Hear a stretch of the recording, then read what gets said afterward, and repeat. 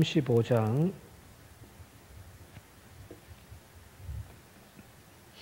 5절에서 10절까지 말씀을 한 절씩 교독하겠습니다. 그때에 맹인의 눈이 밝을 것이며 못 듣는 사람의 귀가 열릴 것이며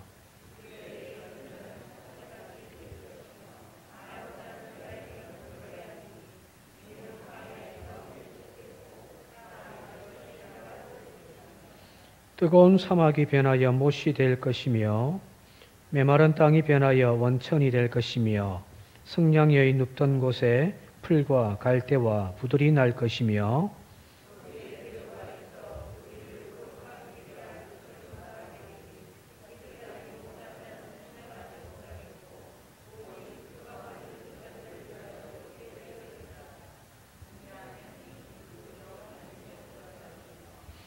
거기에는 사자가 없고 사나운 짐승이 거리로 올라가지 아니하므로 그것을 만나지 못하겠고 오직 구속함을 받은 자만 거리로 행할 것이며 여호와의 속량함을 받은 자들이 돌아오되 노래하며 시온에 이르러 그들의 영영한 희락을 띠고 기쁨과 즐거움을 얻으리니 슬픔과 탄식이 사라지리로다. 아멘. 이사야서를 좀 쭉 읽다 보면은 심판에 대한 이야기가 참 많이 나오잖아요, 그죠? 북이스라엘, 에브라임에 대한 하나님의 심판도 나오고 남유다에 대한 심판도 나오고 그것으로 끝나는 것이 아니다. 열방의 모든 민족들을 하나님이 심판한다라고 하는 그런 이야기들이 많이 나옵니다만은 그러나 이사야의 특징 하나를 이야기한다면은 어떤 비관적인 시선으로 역사를 바라보는 것이 아니라 이사야의 예언은 낙관적입니다.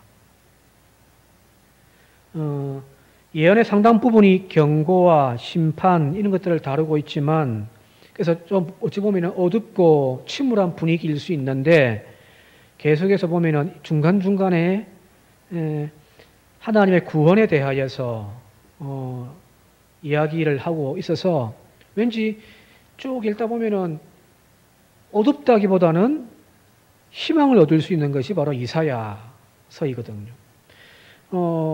이미 우리가 앞에서 다 살펴봤습니다만은 6장부터 12장까지가 이사야가 소명을 받고 이제 활동하기 시작하는 6장부터 12장까지의 내용을 보면은 하나님이 이스라엘 백성들 그러니까 남쪽 유다에 대하여서 이제 경고를 하거든요. 하나님이 심판을 예고하고 있단 말이에요. 그런데 어찌 보면은 자기 백성을 향하여 그 동시대의 사람들을 향하여 하나님의 심판을 막 이야기하면은 말 그대로 막 좀 톤이 올라가고 그죠? 메시지가 좀 강할 수밖에 없잖아요. 그런데 보면은 이 6장부터 12장까지의 주된 내용의 사실은 핵심은 뭐냐면은 11장에 나와 있는 이 땅에 메시아로 오실 임마누엘에 관한 메시지로 이렇게 포장을 해버립니다. 사실은 그 핵심은 바로 이 메시아인 임마누엘 하나님의 은혜. 뒤에 가면 이제 24장부터 27장까지가 온 세상에 대하여서 이제 하나님의 심판을 이야기를 하는데 거기에도 마찬가지로 온 세상을 이제 심판하시지만 거기에 결론은 뭐냐면 온 세상을 다시금 하나님이 새롭게 회복하시고 구원하시는 하나님의 계획에 대하여서 이야기를 하고 있단 말이에요. 그죠? 그래서 이사야를 읽다 보면은 절망적이다가도 소망을 품을 수 있단 말이에요. 그 소망의 말씀만 딱 좀 추려서 뽑아보면은 한번 나중에 한번 저도 한번 그건 좀 해보고 싶어요. 이 소망의 이야기들만 좀 뽑아가지고 한번 쭉 나뉘어질게 보면은 뭔가 새로운 것이 또 나올 것 같단 말이에요. 이사야의 핵심은 어찌 보면은 예레미야가 했던 말을 그대로 그의 메시지를 통하여서 우리에게 전달하고 있습니다. 예레미야 29장 11절 잘 아시는 말씀인데 함께 한번 읽어볼게요. 시작. 여호와의 말씀이니라 너희를 향한 나의 생각은 내가 아나니 평안이요 재앙이 아니니라 너희에게 미래와 희망을 주는 것이니라. 그죠? 이 한마디가 이사야서를 특징 지을 수 있다는 거예요. 물론 예레미야의 말이긴 하지만 너희를 향한 하나님의 생각은 재앙이 아니라는 거예요. 오히려 평안이에요. 그리고 너희들을 향한 미래와 희망을 주는 것, 그것이 바로 이 당시에 하나님께서 선지자를 통하여서 메시지를 전하는 핵심입니다. 그래서 하나님 말씀을 들을 때에 죄책감과 죄인으로서의 회개가 일어나야 되지만 그것으로 끝나버린 것이 아니라 다시금 주님이 우리를 이렇게 세우시는 거죠. 그렇죠? 오늘 이건 이 35장이 앞부분 33장, 34장을 좀 뺐습니다만은 그 앞부분도 쭉 이어져 오는 이야기들이라 이야기의 전체에 이제 그 이사야 1부라고 이야기한다면 그 1부의 이제 마지막 총정리의 장이 바로 오늘 이건 35장입니다. 이사야는 먼저 그 사막과 같이 황폐화되어져 있는 이 세상이 이제 하나님의 개입에 들어오심을 통하여서 풍요와 아름다움으로 가득 차는 그런 세상이 될 것이다라고 우리가 이야기하고 있거든요. 1절과 2절을 한번 함께 읽어볼게요. 1절, 2절 시작. 광야와 메마른 땅이 기뻐하며 사막이 백합화같이 피어 즐거워하며 무성하게 피어 기쁜 노래로 즐거워하며 레바논의 영광과 갈멜과 샤론의 아름다움을 얻을 것이라. 그것이 여호와의 영광 곧 우리 하나님의 아름다움을 보리로다. 지난 시간에 32장에 했던가요? 광야가 변하여 옥토가 되어지고 옥토가 변하여 숲이 될 것이다. 그죠? 하나님의 영이 우리들 가운데 임함을 통하여서 이런 변화의 회복의 역사가 일어난다는 거잖아요. 그죠? 지난 시간에 그 이야기 했습니다만은 요르단에 가면은 와디름이라고 하는 곳에서 그 사막인데 그곳에 비가 내렸더니 그거 아니에요. 지난 시간에 개인적인 이야기를 했습니다만은 오늘 제가 직접 눈으로 봤던 것보다 더한 장면을 방금 나왔는데 소개시켜 드리려고 합니다. 지금 보고 있는 장면이 칠레 남미의 길쭉하게 안데스 산맥을 중심으로 해가지고 이제 이렇게 쭉 길게 되어 있는 칠레라고 하는 나라에 가면은 이제 아타카마라고 하는 사막이 있습니다. 여기가 지구상에서 가장 건조한 땅이라고 합니다. 바로 옆에 조금만 더 가면 이제 태평양이 있단 말이에요. 그런데 이 지역이 비가 거의 오질 않습니다. 1년 내내. 그래서 저 지역 사막의 별명이 달의 계곡이라고 하는 이름까지 가지고 있습니다. 마치 이제 달을 보는 듯하다고 해서 거기에 이제 직접 간 사람들이 보고 달 같다 할 정도로 아주 메마른 땅이거든요. 그런데 2015년도에 뉴스에 한번 올라온 기사가 있는데 2015년 봄에 그곳에 평상시보다 한 7년치 내릴 비가 그래봤자 얼마 안 돼요. 조금밖에 안 되는 비가 이제 왕창 한 번에 내렸단 말이에요. 그랬더니 어떻게 변했냐면은 다음 사진 한번 보여주시기 바랍니다. 지금 뭔지 아시겠어요? 꽃이에요. 분홍색 꽃이. 그 사막 같은 아무것도 없던 그 땅에 꽃이 쫙 핀 거예요. 신기하죠? 그죠? 저도 저 당시에 그 기사가 올라온 걸 보고서 와, 이사야가 노래했던 그 장면이 이것이 아닐까 싶단 말이에요. 진짜 전혀 비가 내리지 않아서 가장 지구에서 건조한 땅, 그래서 생명이 없는 그 땅임에도 불구하고 비가 내렸더니 거기에 막 저는 넓은 땅에 조금이 아니라 그야말로 그 전체를 뒤덮을 만한 보라색 꽃들이 확 만발에 피어가지고 지나가던 차들이 멈춰서가지고 막 사진도 찍고 막 그러더라는 거거든요. 기적이죠, 그죠? 기적 같죠, 그죠? 앞서 본 그 사막과 다른 곳이 아니에요. 같은 곳이에요. 그곳에 비가 내렸더니 이런 일들이 일어나더라는 거예요. 오늘 여기 이사야가 노래하고 있는 장면이 바로 저런 장면이겠죠, 그죠? 모든 것이 파괴되어지고 죽음이 지배하던 그 땅에 주님이 오심을 통하여서 마지막 때에 그 생명의 아름다운 꽃들이 피어나는 그런 더 기적적인 광경이 우리들 눈앞에 펼쳐질 거라는 거예요. 그것이 주님이 이 땅에 이제 임하실 때라는 겁니다. 2절 말씀에 보시면은 아까 읽었습니다만은 무성하게 피어 기쁜 노래로 즐거워하며 레바논의 영광과 갈멜과 샤론의 아름다움을 얻을 것이라고 되어 있거든요. 그죠?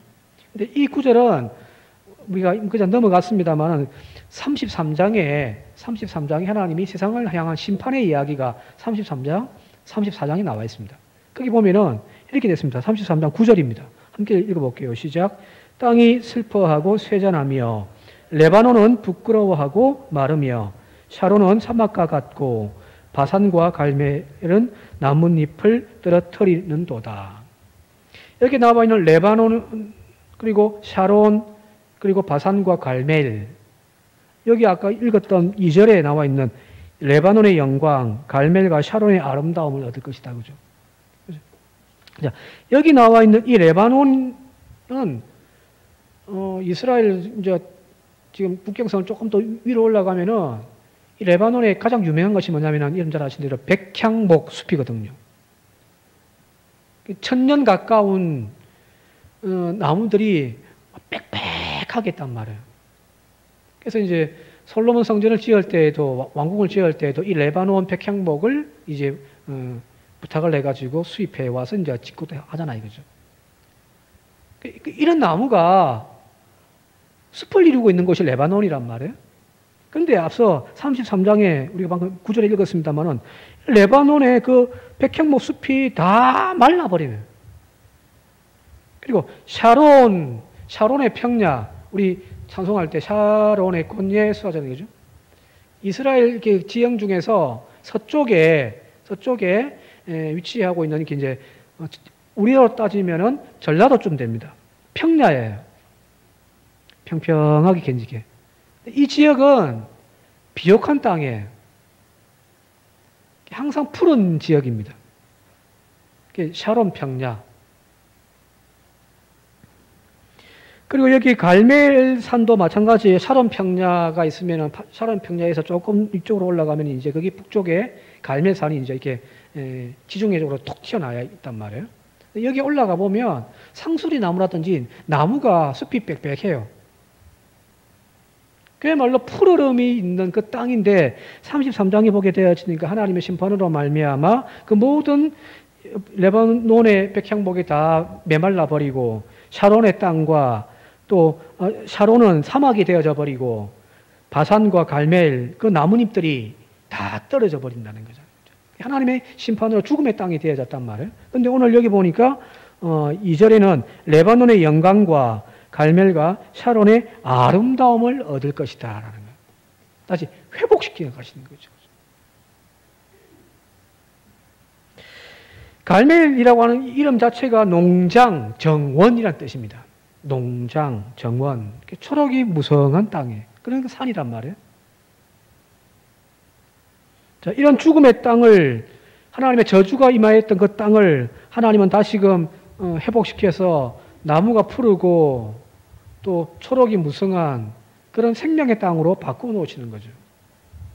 주님이 우리에게 주시는 가장 큰 축복은 바로 이것이 아닐까 싶습니다. 우리가 천국에 올라가서 천국 가서 금면류관 쓰고 수정 바다를 거닐고 하는 그런 것에 우리가 현혹되어 가지고 막 빨리 천국 가고 싶다가 아니잖아요, 이거죠. 이 땅에 어찌 보면은 절망과 고통과 죽음이 다스리고 이 땅에서 이제 주님은 우리에게 영원한 생명을 허락해 주시는 것이 바로 구원의 은총이란 말이에요. 마치 이 말씀을 쭉 읽다 보면은 지난 시간에 이야기했습니다만 창세기 2장에 하나님이 천지를 창조하시는데 아직 비를 내리지 않아서 그곳을 경작할 사람을 아직 만들지 않아서 먼지만 날리는, 그죠? 죽음의 땅, 풀 하나 없는. 근데 주님께서 거기에 이제 에덴 동산에 4대 강을 쫙 흐르게 하심을 통하여 거기에 푸르름이 비옥한 땅이 되어진단 말이에요. 에덴 동산이 세워지게 되어지거든요. 주님이 오늘 우리에게 주시는 것은 바로 이런 에덴 동산이 아닌가라는 거예요. 계속해서 오늘 본문 5절, 6절 한번 읽어볼게요. 5절, 6절. 5절 시작.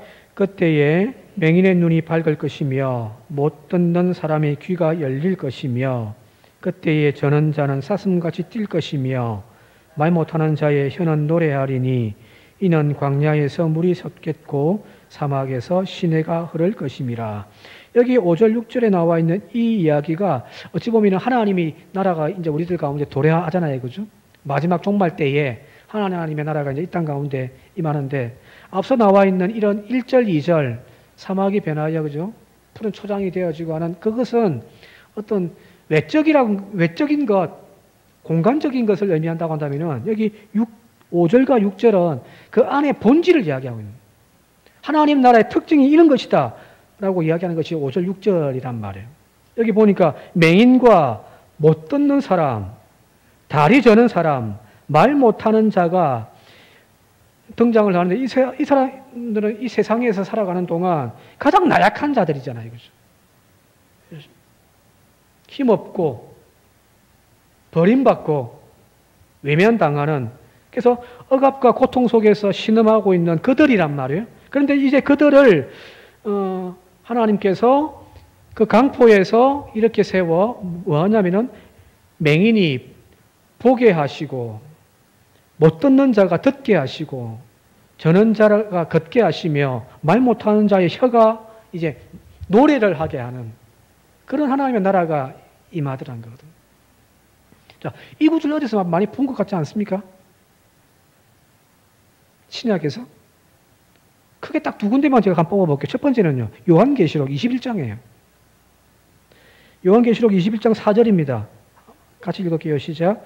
모든 눈물을 그 눈에서 닦아주시니 다시는 사망이 없고 애통하는 것이나 곡하는 것이나 아픈 것이 다시 있지 아니하리니 처음 것들이 다 지나갔음이로다. 하나님의 나라가 이제 이 땅 가운데 완성되어진 그 광경을 이야기하는데 주님의 보좌가 그 백성들과 함께하며 이 땅에서 신음하고 아파하고 눈물 흘리고 불완전하고 질병 가운데 고통당했던 그 모든 아픔들을 다 씻어준단 말이에요. 그렇죠? 장례식장 가면 가장 많이 듣는 이야기잖아요. 우리가 주님 곁에 가지만 그곳이 절망적이고 희망이 없는 곳이 아니라 이 땅에서는 질병이었고 이 땅에서는 고통이었지만 하나님 나라의 감을 통하여 그곳에는 더 이상 눈물도 없고 질병도 없고 아픔도 없는 완전한 하나님의 생명 가운데 살아가는 그곳이라고 우리는 천국이라고 이야기를 하면서 고인을 떠나보내잖아요. 그죠? 소망 가운데. 자, 바로 이 이사야서의, 요한계시록에 나와 있는 이 하나님의 나라의 특징이 바로 오늘 여기 읽은 이 이사야의 예언에 기초하고 있는 거죠. 그죠? 우리들 가운데 미래에 임하실 그 하나님의 나라는 완전하더란 거예요. 더 이상 죽음과 고통, 질병, 그런 것 때문에 신음하는 이들이 없는 모든 사람들이 다 건강하고 완전한 그런 모습으로 우리들 가운데 임하더라는 거거든요. 자, 그러면 이 모습은 언제죠? 미래 이야기죠. 그죠? 미래에 주님이 오실 그때 언젠지는 모르겠는데 빨리 왔으면 좋겠습니다. 그냥. 그죠?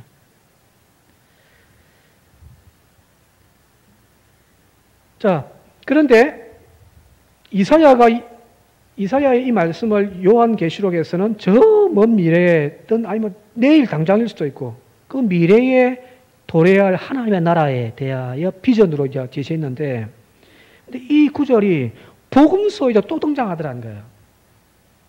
복음서에. 늘 반복해서 뭐 이야기하니까 이제 잘 아실 거예요. 누가복음 4장에 예수님이 안식일 날 회당에 들어가서 이제 설교를 맡아 하시는데 다음과 같이 이야기하잖아요. 함께 읽어볼게요. 시작. 주의 성령이 내게 임하셨으니 이는 가난한 자에게 복음을 전하게 하시려고 내게 기름을 부으시고 나를 보내사 포로된 자에게 자유를 눈먼 자에게 다시 보게 함을 전파하며 눌린 자를 자유롭게 하고 주의 은혜의 해를 전파하게 하려 하심이라 하였더라. 자, 여기 그리고 난 다음에 이제 그 뒤에 21절에 예수님이 뭐라고 말씀하시냐면 이렇게 됐어요. 예수께서 그들에게 말씀하셨다. 이 성경 말씀이 이사야의 말씀이거든요. 이 성경 말씀이 너희가 듣는 가운데 오늘 이루어졌다. 무슨 말인가요? 하나님의 나라는 이 땅 가운데 이 말 하나님의 나라란 저 먼 미래에 어느 날 하나님이 작정하신 세상을 심판하시고 구원하시기 위하여 오실 그때 임하는 것이기도 하지만 또 한편에서는 이미 예수 그리스도 안에서 시작되었다는 거예요. 하나님 나라를 언제 오십니까? 언제 오십니까? 찬송하면서 막 어서 오시옵소서 마라나타 막 이렇게도 우리가 기다려야 하지만 그러나 또 한편에서는 이미 예수님이 이 땅에 오심을 통하여서 이 모든 것을 회복시켜 주시는 이 하나님의 나라가 예수님을 통하여 예수님 그날 당시 그 자리에 이루어졌다라는 거거든요. 이 이야기와 이어서 보면은 하루는 세례 요한이 예수님을 그죠? 그 하나님의 아들이라고 칭송하시면서 오실이라고 막 이렇게 하잖아요, 그죠? 그래서 이제 나는 그의 신발끈도 묶을 자격이 없는 사람이다, 그죠? 그렇게 예수님을 이렇게 높이셨던 그 세례 요한이 옥에 가두어져 가지고 있을 때 자기의 마음에 갈등이 생겼던 모양이에요. 의심이 생겼던 모양이에요. 그래서 예수님이 과연 메시아인가? 라고 하는 그 믿음이 흔들렸던 모양입니다. 그래서 제자들을 불러가지고 자기 제자들을 불러서 제자들을 예수님께 보내는 이야기가 마태복음 11장에 나와 있습니다.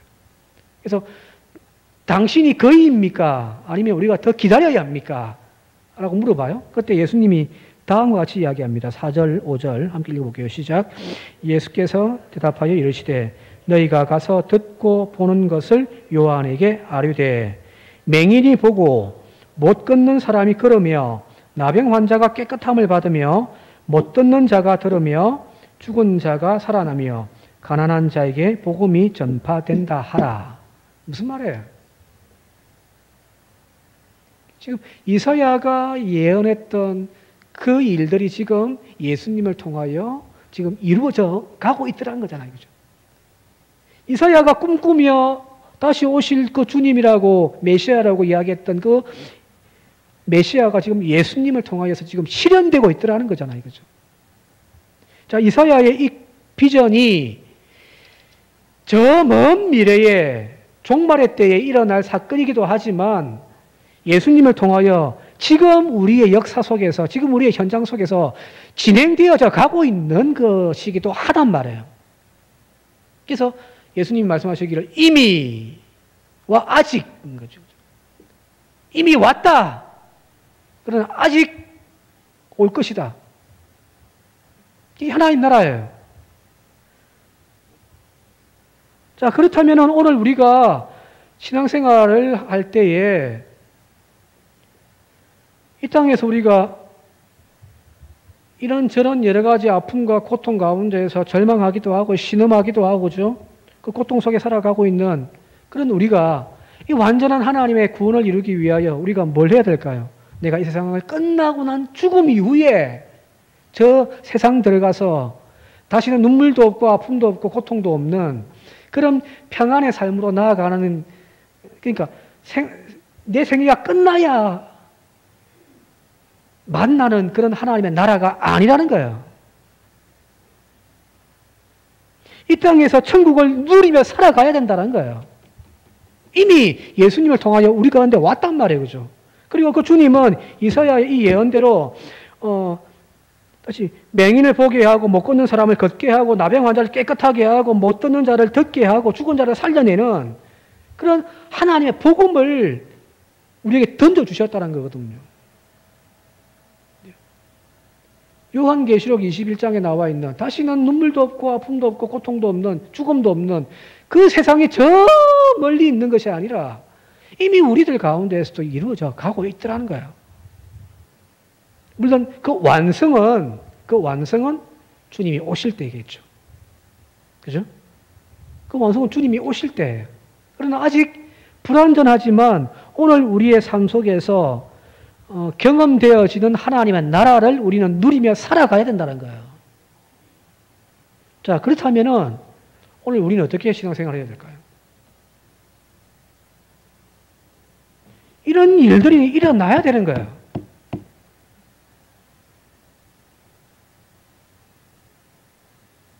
하나님이 이걸 우리에게 지금 던져주셨는걸요. 물론 기적적인 이야기만 가지고 뭐 이야기하기 좀 그렇습니다만은 그런 기적들도 일어나기도 했고요. 실제로 그죠? 초대교회에서도 그렇고.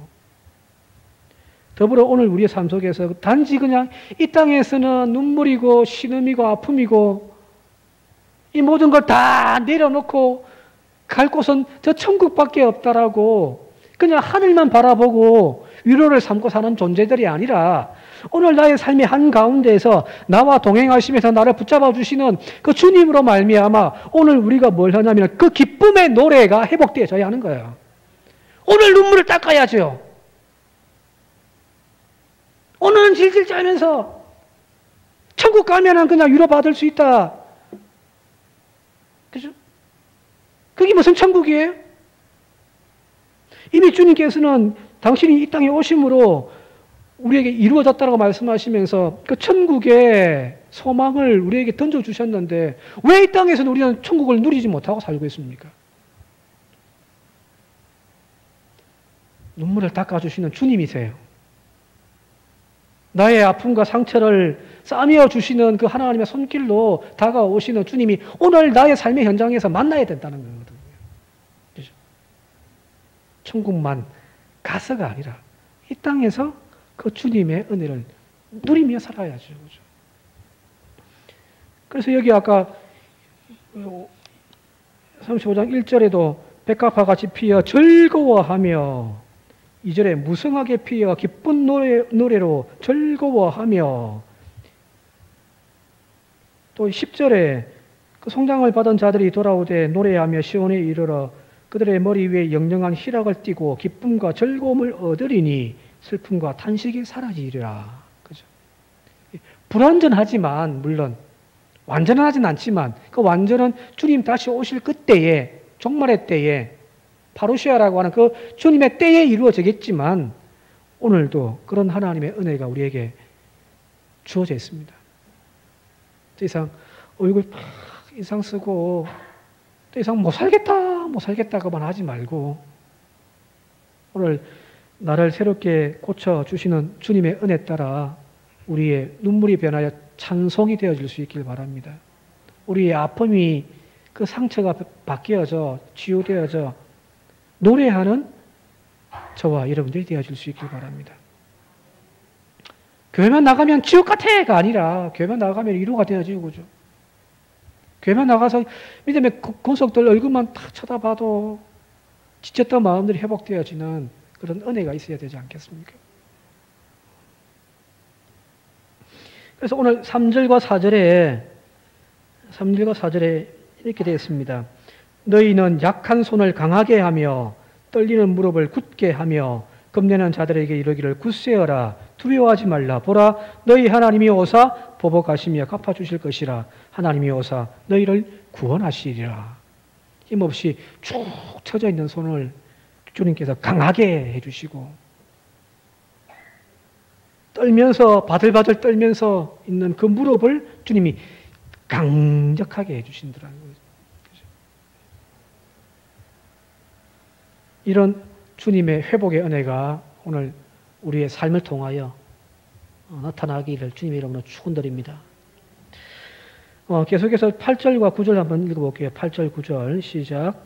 거기에 데려가 있어 그 길을 거룩한 길이라 일컫는 바 되리니 깨끗하지 못한 자는 지나가지 못하겠고 오직 구속함을 입은 자들을 위하여 있게 될 것이라. 우맹한 행위는 그 길로 다니지 못할 것이며 거기에는 사자가 없고 사나운 짐승이 거리로 올라가지 아니하므로 그것을 만나지 못하겠고 오직 구속함을 받은 자만 거리로 행할 것이다. 이 구절도 마찬가지로 요한계시록에 다 나와 있단 말이에요. 그래서 사실은 요한계시록이 굉장히 어려운 책이다라고 이야기를 합니다만은 구약 성경을 조금 이해하고 묵시 사상만 조금 구약에 이해가 되어지면 요한계시록이 참 쉽습니다. 의외로요. 왜? 여기에 있는 것들을 다 이렇게 인용하거든요. 자, 여기 보니까 이제 거룩한 길이 나오는데 8절에 거기에 대로가 있어 그 길을 거룩한 길이라 일컫는 바 될 것이다. 그죠? 여기 거룩한 길이란 단순하게 어떤 도로, 잘 닦여져 있는 도로만을 의미하는 것은 아니겠죠. 그 거룩한 길이란 하나님과 동행하는 거룩한 삶의 방식입니다. 천국 가는 길이 쫙 막 이런 카페트 길로 쫙 깔려 있어 가지고 그 길로 막 천국 백성들이 쫙 가는 그런 어떤 대로이기도 하겠지만 하나님의 말씀에 하나님의 진리를 실천하며 살아가는 사람들의 삶의 방향이고 삶의 모습들이 그 길이란 거야. 그죠? 길 없는 길. 그 사람이 걸어간 그 발자취가 길이잖아요. 그죠? 그죠? 길이란 다른 것이 아니에요. 사람들이 왕래한 그 흔적이 길이란 말이에요. 그렇다면은 여기 나와 있는 거룩한 길이란 바로 하나님의 말씀을 실천하면서 세상과 짝하지 아니하고 구별되어진 거룩한 삶을 살아가는 그 삶의 방식인 거거든요. 말씀에 순종하여 살아가는 그 삶의 방식. 근데 그 사람들이 살아가는 길이 다르더라는 거예요, 세상 사람들과. 분명 우리가 살아가는 삶의 모습은 세상 사람들과 달라요. 그죠? 나는 내 주위에 예수 안 믿는 사람과 똑같이 산다 하시는 분 혹시 있습니까? 뭔가 우리는 좀 다르잖아요. 세상과 구별되어진 그 길이 바로 성도가 걸어가는 길입니다. 그 길이 바로 천국 가는 길이에요. 전혀 세상 사람들과 구별되지 않고 전혀 다르지 않는 삶을 살면서 나는 명찰 하나 달았다고 주님이 쫙 나에게 저 카페트 길을 쫙 잃어가지고 우리를 인도해 가시는 것이 아니란 말이에요. 천국 가는 길은 그 믿음의 길을 걸어가는 거예요. 살아가는 그것이 길인 거란 말이에요. 그렇게 살지도 않으면서 어떻게 천국 가요? 주님이 말씀하셨잖아요. 내가 곧 길이고 진리고 생명이다고요. 그죠? 내가 곧 길이요 진리요 생명이다.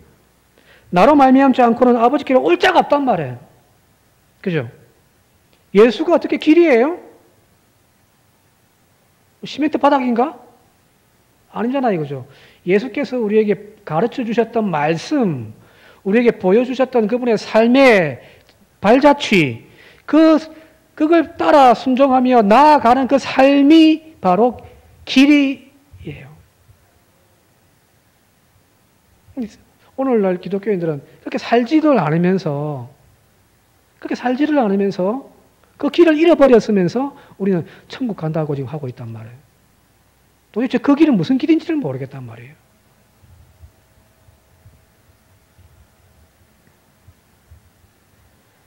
바로 이 길은 오직 구속함을 입은 자들을 위한 길이라고 이야기를 하고요. 그리고 마지막에는 구속함을 받은 자만 그리로 행할 거다라고 이야기를 하고 있단 말이에요. 그죠? 요한계시록에 똑같은 표현들이 나와 있습니다. 구속받은 자들만 하나님께 구원 은혜 받은 그 사람들만 그 길로 갈 수가 있어요. 왜요? 딱 울타리 치가지고 우리 들어올 때 바코드 찍듯이 찍어가지고 교인 통과. 너 교인 아니네. 들어오지 마.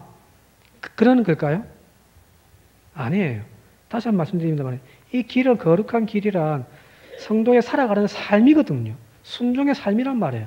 자, 근데 믿음이 없으면 이 순종의 삶을 살 수가 없습니다. 하나님의 성령으로 인치심 주셔서 우리에게 믿음, 거듭남의 은혜가 있는 그 사람만이 그 길을 갈 수가 있어요. 왜? 주님이 말씀하셨잖아요. 그 길은 좁은 길이거든. 넓은 길이 아니란 말이에요. 길은 고난의 길이에요. 십자가의 길이에요. 그래서 많은 사람들이 이 길을 외면한 채 세상 출세의 욕망을 쫓아서 큰 길로 간단 말이에요. 근데 우리는요, 그거 포기한 채 바울의 고백처럼 그걸 배설물로 여긴 채 예수의 길을, 비록 그 길이 가시길이고 십자가의 길일지라도 우리는 그 길을 걸어가고 있잖아요. 그죠? 그러니까 믿음 있는 사람만 이 길을 걸어갈 수가 있습니다. 제가 아는 스님들 중에서도 이렇게 막 성경 공부를 열심히 하시는 스님들도 있습니다. 저보다 더 같은 그런 스님들이 있단 말이에요. 그런데 그들이 이 길을 갈 수 없는 이유가 뭘까요? 바로 이 순종의 길을 결국에는 가지 못하기 때문이거든. 여기 나와 있는 우매한 행인, 죄인들은 그 길로 다니지 못한다. 그건 주님이 금지시켰기 때문이 아니라, 울타리 쳐놨기 때문이 아니라, 믿음이 없으니까, 인지심을 받지 못하여 그 길로 갈 생각조차 하지 않는 거야. 그죠? 그리 본다고 한다면 오늘 우리가 개떡 같은 믿음이라고 할지라도, 그래도 그 믿음 하나 붙들고, 몸부림치면서 예수의 삶을 살아보겠다고 막 1년 내내 막 떠들어대는, 다 살지도 못하지만 그래도 몸부림이라도 치고 있는 이것이 우리에게 얼마나 큰 은혜인지 다시 한 번 더 깨닫는 저와 여러분들 되시길 바랍니다. 그 삶이 곧 길이에요. 딴 길이 없습니다. 개떡같이 살면서 그냥 주님 오시면 휙 올라가는 그런 어떤 그런 길이 아니란 말이에요. 살아야죠. 살아가야죠. 살지도 않으면서 그죠. 참 생명의 길, 즐거움과 화평의 길을 알지 못하고 불의한 세상을 향하여 불나방처럼 달려가는 그 사람들이 바로 우매한 거죠. 저와 여러분들이 그런 의미에서 진리를 소유하고 있는 존재들입니다. 앞서 읽었습니다만 요한복음 14장 6절 한번 함께 읽어볼게요. 요한복음 14장 6절 없습니까? 예. 예수께서 이르시되 내가 곧 길이요 진리요 생명이니 나로 말미암지 않고는 아버지께로 올 자가 없느니라. 주님이 길입니다. 살아가는 동안 주님 놓치지 않길 바랍니다. 성경 속에 주님을 계속 만나고 그죠. 그 주님 놓칠까 싶어서 말씀 따라서 계속 쫓아 살아갈 때에 어느 순간 우리는 천국 문 앞에 다다르지 않겠습니까? 오직 예수님만이 진리요 생명입니다. 그 길은 좁고 험난한 고난과 가시밭길, 십자가 길입니다. 그 길 밖에가 세상의 길인 거죠. 자, 여기 서로 상반되잖아요. 진리와 생명의 길이라고 이야기하면서 또 그 길은 좁고 십자가의 길이라고 이야기를 한단 말이에요. 그러니까 환장하겠죠, 그죠? 쫙 포장되어져 있는 그런 길이면은 신바람 나서 그냥 막 룰랄라 하면서 신앙생활을 하면 될 건데 그게 아니란 말이에요. 생명과 진리의 그 길 가운데 가시밭과 고난, 십자가 이런 것들이 있으니까 사람들이 오지를 않는 거죠. 그러나 이 고난을 감내하며 인내하며 믿음으로 투벅투벅 한 걸음씩 나아갈 때 그런 순종의 삶을 살아갈 때에 우리는 그 마지막 길 끝에서 두 팔 크게 벌리고 맞이하고 계신 주님을 만나게 되어줄 줄 믿습니다. 복음송 가사 주님 다시 오실 때까지 노래를 다 부르려면 시간이 많이 걸리니까 한번 함께 읽어보고 마치도록 할게요. 시작. 주님 다시 오실 때까지 길을 가리라. 좁은 문, 좁은 길, 나의 십자가 지고 나의 가는 이 길 끝에서 나는 주님을 보리라. 영광의 내 주님 나를 맞아 주시리. 가슴이 찡하고 코가 찡하네요. 비록 힘들고 오늘의 현실이 질고와 눈물, 어쩌면 절망의 한숨이 가득한 우리의 삶의 현실일지라도 이 길을 멈추지 맙시다. 나와 함께 동행하시는 주님께서 날마다 우리의 눈물들을 닦아 주실 것이고요. 그죠? 또 질병 가운데 아픔 가운데 쓰러져 있다면 또 힘 주셔서 이렇게 세워 주실 것이고, 그래서 끝까지 믿음의 길로 걸어갈 수 있도록 주님이 힘 주실 줄 믿습니다. 약한 손을 강하게 해 주실 것이고 떨리는 무릎을 굳게 세워 주심으로 오늘도 이렇게 세워 그 길을 걸어가게 하시는 주님을 찬양합니다. 함께 기도드리겠습니다. 고마우신 아버지 하나님,